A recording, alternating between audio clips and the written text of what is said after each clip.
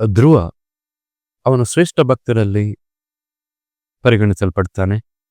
ಆದರೆ ಅವನು ಭಗವಂತನನ್ನು ಕುರಿತು ತಪಸ್ಸು ಮಾಡಿದ್ದು ತನ್ನ ತಂದೆಯ ತೊಡೆಯಲ್ಲಿ ಜಾಗ ಸಿಗಬೇಕು ಅಂತ ಹೇಳಿ. ಭಾಗವತದಲ್ಲಿ ವ್ಯಾಸರು ಪ್ರತಿಪಾದನೆ ಮಾಡಿದ್ದಾರೆ, ಎಲ್ಲ ಭಕ್ತರು ಒಂದೇ ತರ ಅಲ್ಲ ಅಂತ. ನೋಡಿ, ಪ್ರಹ್ಲಾದರಾಜರು ದೇವರಲ್ಲಿ ಭಕ್ತಿ ಮಾಡಿದ್ರು, ಗಜೇಂದ್ರನು ದೇವರಲ್ಲಿ ಭಕ್ತಿ ಮಾಡಿದ, ಅಜಾಮಿಳನು ದೇವರಲ್ಲಿ ಭಕ್ತಿ ಮಾಡಿದ, ನೀವು ಹೇಳಿದ ಧ್ರುವನು ದೇವರಲ್ಲಿ ಭಕ್ತಿ ಮಾಡಿದ. ದೇವರು ಎಲ್ಲರಿಗೆ ಒಂದೇ ತೆರನಾದ ಅನುಗ್ರಹ ಮಾಡಲಿಲ್ಲ. ಭಕ್ತಿ ಒಂದೇ ಇದ್ರೆ, ಪೋಸ್ಟ್ ಒಂದೇ ಇದ್ರೆ, ಅಧ್ಯಯನ ಒಂದೇ ಇದ್ರೆ, ಸಂಬಳ ಒಂದೇ ಇರಬೇಕು. ನಿಮ್ಗೆ ಸಂಬಳ ಒಂದಿಲ್ಲ, ಅದ್ರಲ್ಲಿ ವ್ಯತ್ಯಾಸ ಇದೆ ಅಂದ್ರೆ ಏನೋ ಸರ್ವೀಸಲ್ಲಿ ವ್ಯತ್ಯಾಸ ಇರಬೇಕು, ಅಥವಾ ಓದಿನಲ್ಲಿ ವ್ಯತ್ಯಾಸ ಇರಬೇಕು, ಪೋಸ್ಟಲ್ಲಿ ವ್ಯತ್ಯಾಸ ಇರಬೇಕು. ನಮ್ದು ಭಗವಂತನಲ್ಲಿ ಎಂಥ ಭಕ್ತಿ ಇದೆ ಅದಕ್ಕೆ ತಕ್ಕ ಹಾಗೆ ದೇವರ ಅನುಗ್ರಹ ಮಾಡ್ತಾನೆ ವಿನಃ ಎಲ್ಲ ಭಕ್ತರು ಒಂದೇ, ಎಲ್ಲ ಭಕ್ತರಿಗೂ ದೇವರದು ಒಂದೇ ಅನುಗ್ರಹ ಆಗ್ಲಿಲ್ಲ.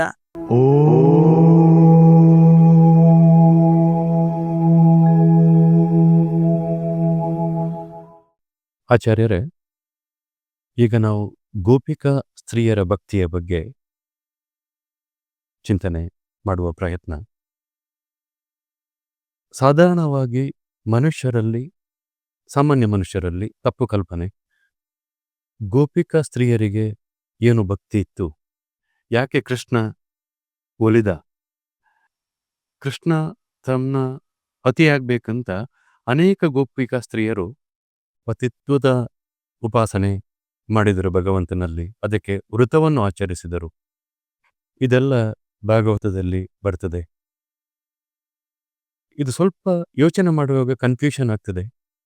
ಯಾರು ಭಗವಂತನಲ್ಲಿ ಪತಿತ್ವದ ಉಪಾಸನೆ ಮಾಡಬಹುದು, ಆ ವೃತದ ಆಚರಣೆ, ಇದೆಲ್ಲವನ್ನು ತಿಳಿಸಬಹುದಾ?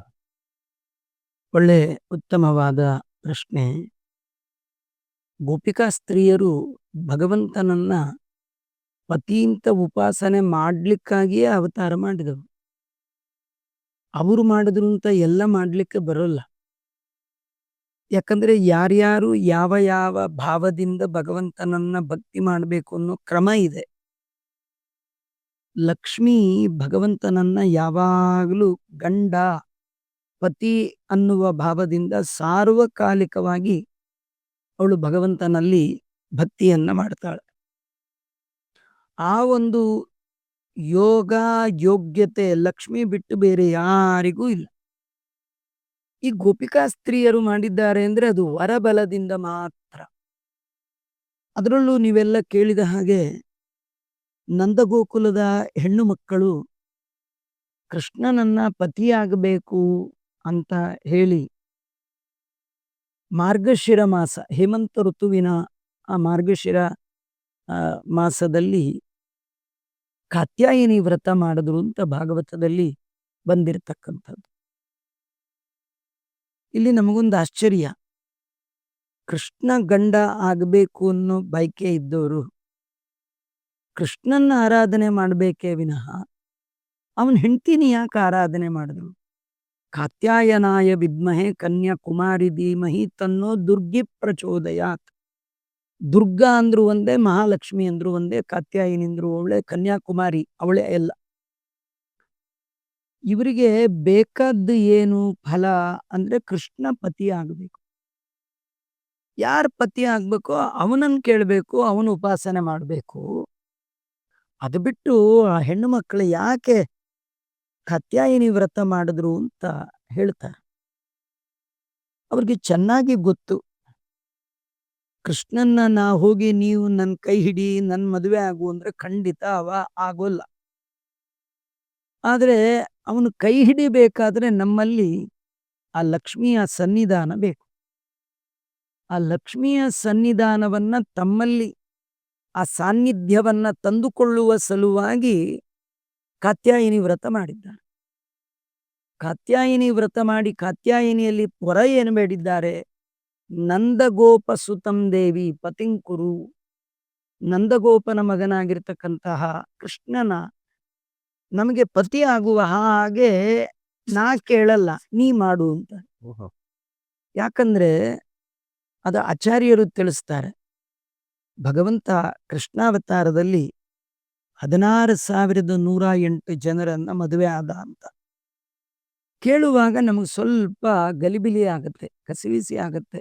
ಮನಸ್ಸು ಒಪ್ಪಲ್ಲ. ಇದು ಕೇಳುವಾಗ ಏನನ್ಸತ್ತೆ, ಕೃಷ್ಣ ಅಂದ್ರೆ ಸ್ತ್ರೀ ಲೋಲುಪ. ಅವನಿಗೆ ಹೆಣ್ಣಂದ್ರೆ ಭಾರಿ ಇಷ್ಟ. ಈ ಒಂದು ಕೆಟ್ಟ ಕಾಮ ಭಾವ ನಮ್ಮ ತಲೆಯಲ್ಲಿ ಬರುತ್ತೆ. ಆದರೆ ಇದೇ ಕೃಷ್ಣ ರಾಮನಾದ ಸಂದರ್ಭದಲ್ಲಿ ರಾಮನ ಪ್ರಿಯ ಮಡದಿಯಾದ ಸೀತೆ ರಾವಣನ ಅರಮನೆಯಿಂದ ಬಂದ ಮೇಲೆ ಅಗ್ನಿ ಪ್ರವೇಶ ಮಾಡ್ತಾಳೆ. ಆ ಮೇಲೆ ಬರುವಾಗ 2 ಸೀತೆ ಬರ್ತಾರೆ.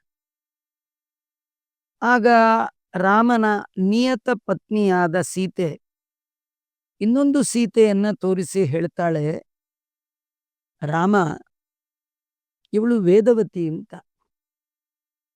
ನನ್ನ ಸಲುವಾಗಿ 1 ವರ್ಷಗಳಷ್ಟು ದೀರ್ಘಕಾಲ ರಾವಣ ಕೊಡುವ ಎಲ್ಲ ಮಾನಸಿಕ ಹಿಂಸೆಯನ್ನ ಇವಳು ಅನುಭವಿಸಿದ್ದಾಳೆ.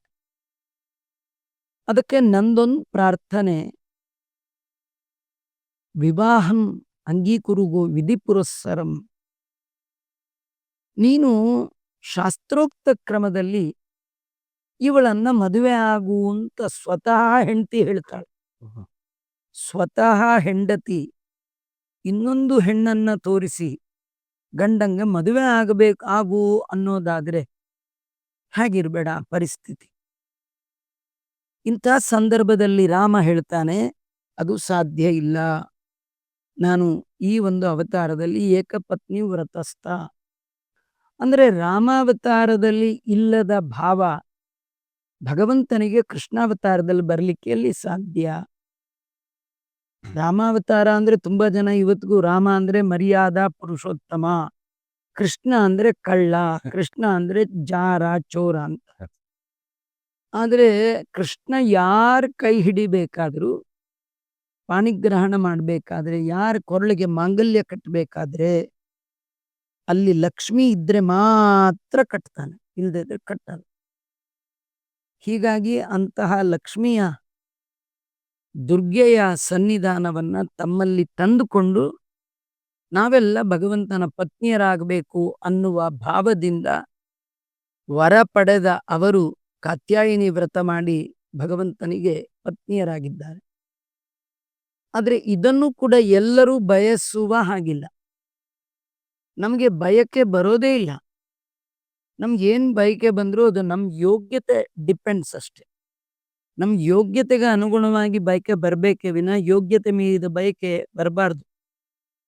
ದೇಶವನ್ನ ಆಳುವಂತಹ ಒಂದು ಪ್ರಧಾನಿಗೆ ಕೊಡುವ ಗೌರವ ನಮಗ್ ಕೊಡಬೇಕು ಅಂತ ನಾವು ಬಯಸೋದು ತುಂಬಾ ತಪ್ಪದು. ಆತ ಎಲ್ಲಿ, ಆತನ ಯೋಗ್ಯತೆಯಲ್ಲಿ ನಾವು ಆತನ ಜೊತೆ ಕಂಪೇರ್ ಮಾಡಿಕೊಳ್ಳುವುದೇ ತುಂಬಾ ತಪ್ಪಾದೀತು. ಆ ನಿಟ್ಟಿನಲ್ಲಿ ಯಾರ್ಯಾರು ಯಾವ್ಯಾವ ಭಾವದಿಂದ ಭಗವಂತನ ಉಪಾಸನೆ ಮಾಡಬೇಕು ಅಂತ ಶಾಸ್ತ್ರದಲ್ಲಿ ವಿಧಿ ಹೇಳಿದೆ, ಅವರವರು ಅದೇ ಕ್ರಮದಲ್ಲಿ ಮಾಡಿದಾಗ ಮಾತ್ರ ದೇವರ ಅನುಗ್ರಹ ಆಗುತ್ತೆ. ಅದು ಬಿಟ್ಟು ನಾವು ಕೃಷ್ಣನನ್ನ ಗಂಡ ಅಂತ ಉಪಾಸನೆ ಮಾಡ್ತೀವಿ, ಹೀಗೆಲ್ಲ ಉಪಾಸನೆ ಎಲ್ಲ ಸ್ತ್ರೀಯರಿಂದ ಮಾಡಲಿಕ್ಕೆ ಬರೋಲ್ಲ. ಬಹಳ ಮನಮುಟ್ಟುವಾಗಿ ಹೇಳ್ತಾ ಇದ್ದೀರಿ, ಸಂತೋಷ ಆಗ್ತಾ ಇದೆ. ಯಾಕೆ ಕೃಷ್ಣ ಗೋಪಿಕೆಯರ ವಸ್ತ್ರಾಪರಣ ಮಾಡಿದ ಅಂತ ತಿಳಿಸ್ಬೋದಾ? ಅದು ನಾವು ಕೃಷ್ಣಾಷ್ಟೋತ್ತರ ಅಂತ ಎಲ್ಲರೂ ಜನಜನಿತವಾಗಿ ಹೇಳುವಂತಹ ಒಂದು ಮಂತ್ರದಲ್ಲಿ ಹೀಗಿದೆ, ಗೋಪಿ ವಸ್ತ್ರಾಪಹಾರಕಃ ಅಂತ. ದೇವರು ಕೃಷ್ಣಾವತಾರದಲ್ಲಿ ಗೋಪಿಕಾ ಸ್ತ್ರೀಯರ ವಸ್ತ್ರವನ್ನ ಅಪಹಾರ ಮಾಡಿದ ಅಂತ. ಆದರೆ ರಾಘವೇಂದ್ರ ಸ್ವಾಮಿಗಳು ಈ ಕಥೆಯನ್ನ ಹೇಳುವಾಗ ಆ ಶಬ್ದ ಹೇಳಲ್ಲ. ಅವಳ ಮಾನವನ್ನ ಹರಾಜು ಹಾಕಬೇಕು ಅನ್ನುವ ಕೆಟ್ಟ ಕಾಮನೆಯಿಂದ ಉಟ್ಟ ವಸ್ತ್ರಕ್ಕೆ ಕೈ ಹಾಕಿ ಸೆಳೆದ್ರೆ ಇದನ್ನ ಅಪಹಾರ ಅಂತ ಕರಿಬೇಕು. ಕೃಷ್ಣ ಏನು ಹಾಗೆ ಮಾಡಲಿಲ್ಲ. ಅವನು ಉಟ್ಟ ವಸ್ತ್ರ ಕೈ ಹಾಕಿಲ್ಲ, ಇದು ಮೊದಲನೇದು. ಅವನು ವಸ್ತ್ರ ಬೀಳುವ ಸಂದರ್ಭದಲ್ಲಿ ದ್ರೌಪದಿಗೆ ವಸ್ತ್ರ ಕೊಟ್ಟದ್ಯಾರು? ಕೃಷ್ಣ. ಅದು ಜಗತ್ತಿನಲ್ಲಿ ಪ್ರಸಿದ್ಧಿ. ಎಲ್ಲಿ ಒಂದು ಹೆಣ್ಣಿಗೆ ಅವಮಾನ ಆದರೂ ರಕ್ಷಣೆ, ಮಾನ ರಕ್ಷಣೆ ನಾ ಮಾಡ್ತೇನೆ ಅಂತೇಳಿ ಭಗವಂತ ಬಂದು ರಕ್ಷಣೆ ಮಾಡಿದ್ದೇ ವಿನ ಅಪಹಾರ ಮಾಡುವವ ಕೃಷ್ಣ ಅಲ್ಲ. ಮತ್ತೆ ಸ್ವಯಂ ಭಗವಂತ ಆಪ್ತ ಕಾಮ. ಅವನಿಗೆ ಯಾವುದು ಹೊಸ ಕಾಮನೆಗಳು, ತಾನು ನೋಡದೇ ಇರುವಂಥದ್ದು, ಬೇಕಾಗಿರುವಂಥದ್ದು, ಪಡಿದೇ ಇರುವಂಥದ್ದು ಸುಖ ಯಾವುದು ಭಗವಂತನಿಗೆ ಇಲ್ಲ. ಯಾಕೆ ಗೊಳಹಿಕೊಂಡ? ಏನ್ ಮಾಡ್ದ? ಕೃಷ್ಣ ಹೇಳ್ದ, ನಿಮ್ ಸೀರೆ ತಗೊಂಡು ನನಗೇನಾಗಬೇಕಾಗಿದೆ?